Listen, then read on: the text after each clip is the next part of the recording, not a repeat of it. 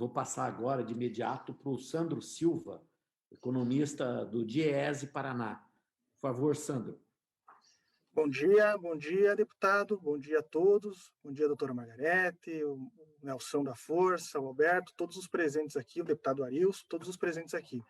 Meu tema é falar um pouco com relação ao impacto da pandemia com relação aos trabalhadores, né, principalmente a questão da renda dos trabalhadores. Mas antes de falar do impacto na pandemia, acho que é importante resgatar um pouco o período anterior à pandemia, né? Antes da pandemia, nós já identificávamos uma situação crítica no mercado de trabalho, né? Com alto índice de desemprego, né? O desemprego, se a gente for comparar o Paraná, isso eu estou falando antes da pandemia, né? Em fevereiro, março do ano passado, você tinha uma taxa de desemprego mais que o dobro do que já foi lá em 2013 e 2014.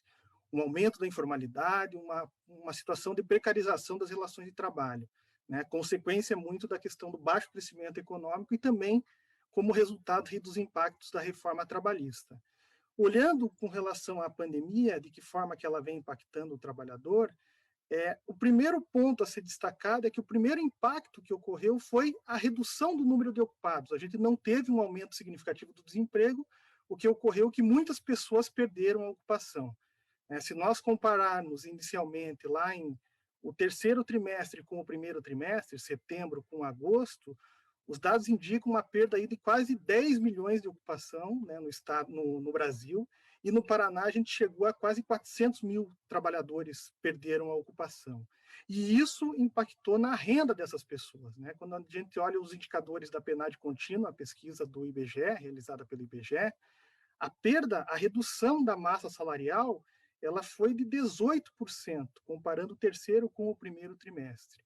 Uma redução de 18%, que significou uma perda mensal de 42 bilhões. No Paraná, também teve uma perda expressiva, até superior do que a nacional, chegou a quase 20% da massa salarial, com uma perda aí de 3 bilhões. A gente houve uma melhora da situação no último trimestre, em função da desaceleração dos casos, né, da questão da pandemia, uma redução do isolamento, mas depois, logo em seguida, observamos o agravamento. Houve uma melhora dos indicadores, mas os dados já deste ano, que estão sendo divulgados, apontam aí uma piora novamente dos indicadores do mercado de trabalho e da renda dos trabalhadores, né? Comparando o dado nacional, que a gente já tem o dado de janeiro, comparando com o período anterior à pandemia, a gente ainda mantém aí uma perda de 6 milhões de ocupações, né? E isso impacta diretamente na renda dessas pessoas. Com relação ao desemprego, como eu comentei, inicialmente o desemprego não aumentou tanto, depois, mais no terceiro trimestre, que houve um aumento significativo. Antes da pandemia, em termos de Brasil, a gente tinha um desemprego de 11,6%, chegou em setembro a 14,6%, houve um recuo, né, em dezembro, e já o início do ano já mostra uma aceleração, né? A gente tem uma expectativa que a tendência é que os indicadores do mercado de trabalho piorem bastante no primeiro semestre, em função do alongamento da pandemia, né? Do fim de alguns programas importantes, por exemplo, o auxílio emergencial, que foi muito importante para amenizar o impacto da pandemia, acabou terminando em dezembro e só está voltando agora. Então, isso acabou gerando um impacto negativo. E no Estado, a gente observa a mesma tendência, né? Uma breve recuperação no final do ano e, possivelmente, os indicadores do início do ano vão mostrar uma piora da situação, né? E aí dados significativos de perda de ocupações e perda de renda dos trabalhadores.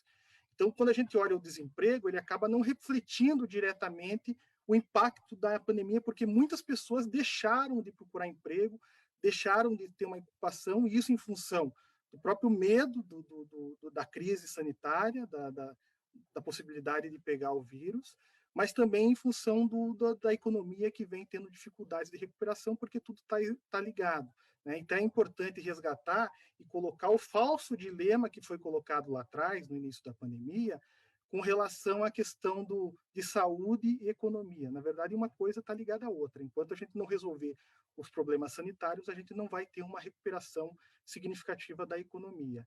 E para piorar esse cenário aí que a gente observou no mercado de trabalho, com perda de renda dos trabalhadores, nós estamos observando, né, também um aumento da inflação, né, atingindo principalmente A alimentação, né, os dados da cesta básica aqui em Curitiba apontam que nos últimos 12 meses a cesta básica de Curitiba aumentou 24%.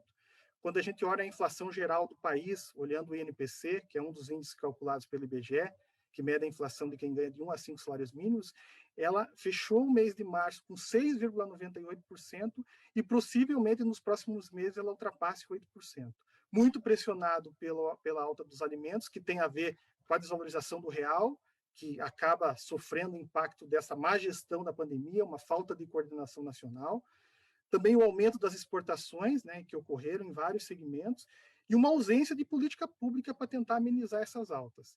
Além dessa questão específica da alimentação, mais recentemente estamos sofrendo também a pressão aí do aumento do preço do gás de cozinha e dos combustíveis, que está muito ligado com a política de preço adotada pela Petrobras, que acaba vinculando o preço do mercado interno com o mercado internacional, né, e acabando refletindo toda a desvalorização do real e também o aumento da cotação do petróleo a nível internacional está sendo repassado para a população, e isso também é um fator que vem pressionando principalmente este ano. Então, a gente vive um cenário muito complicado no mercado de trabalho, com redução das ocupações, redução da renda, e, ao mesmo tempo, apesar de a gente estar numa recessão, a gente vem tendo uma inflação em alta, em patamares significativos, e principalmente itens que fazem parte do dia a dia das pessoas.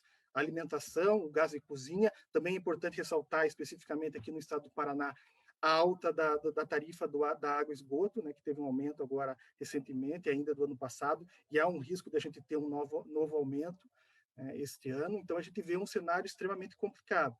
Então, é importante destacar essa questão desse falso dilema entre economia e saúde, para a gente, numa situação ideal, para a gente conseguir ultrapassar essa crise sanitária e econômica, era a gente ter uma vacina para todos o mais rápido possível, né?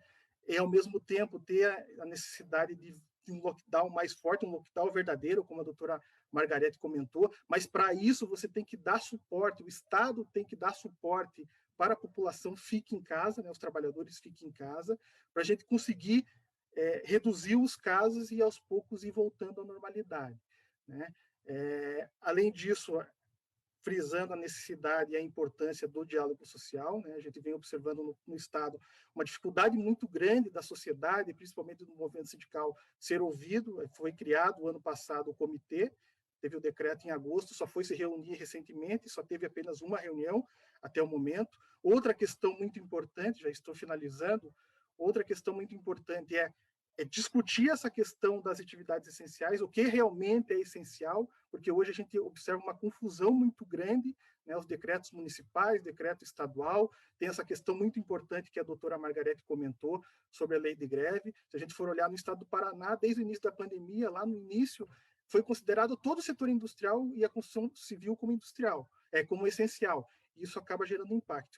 E outra questão também, olhando essa questão das atividades essenciais, eu acredito que a gente também tem que avançar não só nas atividades, mas também naquelas empresas que são essenciais, tem que ser discutido o que realmente é essencial, né? Nós temos informações, principalmente nas estatais, aqui estaduais, de empresas, por exemplo, a Copel, né, que continuam funcionando normalmente.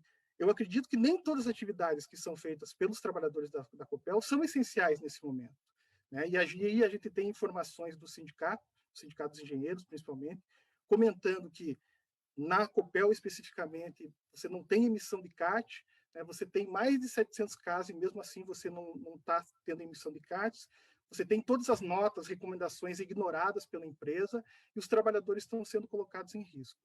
Outra questão importante, que eu acho que houve um avanço nas últimas semanas, é reverter essa invisibilidade dos trabalhadores, porque toda a cobertura e todas as discussões, as medidas discutidas, era focando o lazer das pessoas e não olhava a questão específica dos trabalhadores e não olha. A gente teve um avanço na discussão do transporte, que vem sendo discutido mais nas últimas semanas, mas, por exemplo, sobre as medidas e a fiscalização das medidas que as empresas teriam que fazer, infelizmente, a gente não vê algo claro e uma fiscalização e um reforço sobre esse tipo de medida, da questão do distanciamento, utilização de máscara, álcool gel e outras questões importantes para tentar amenizar a pandemia e proteger os trabalhadores, né?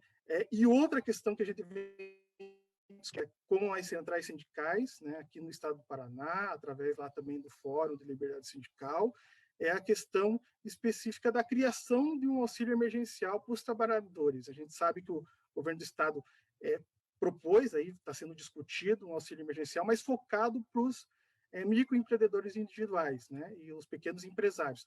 Eu acredito que seja muito importante você avançar e ampliar esse benefício para os trabalhadores, principalmente do setor informal, que com a redução do auxílio emergencial, que é menos da metade do que foi no ano passado, e a abrangência muito menor do que foi no ano passado, é necessário a gente avançar com relação a isso para proteger os trabalhadores e, de certa forma, poder enfrentar a pandemia de uma forma mais rápida, mais efetiva, tentando garantir o sustento das pessoas e tentando tomar medidas adequadas para a gente ultrapassar esses problemas que estamos avançando e que atinge diretamente, principalmente os trabalhadores que estão, principalmente os trabalhadores das atividades essenciais que estão no dia a dia se expondo. Então, seria isso, né, destacando esses pontos importantes que a gente vem discutindo aqui no Estado com o movimento sindical e também com o Ministério Público do Trabalho.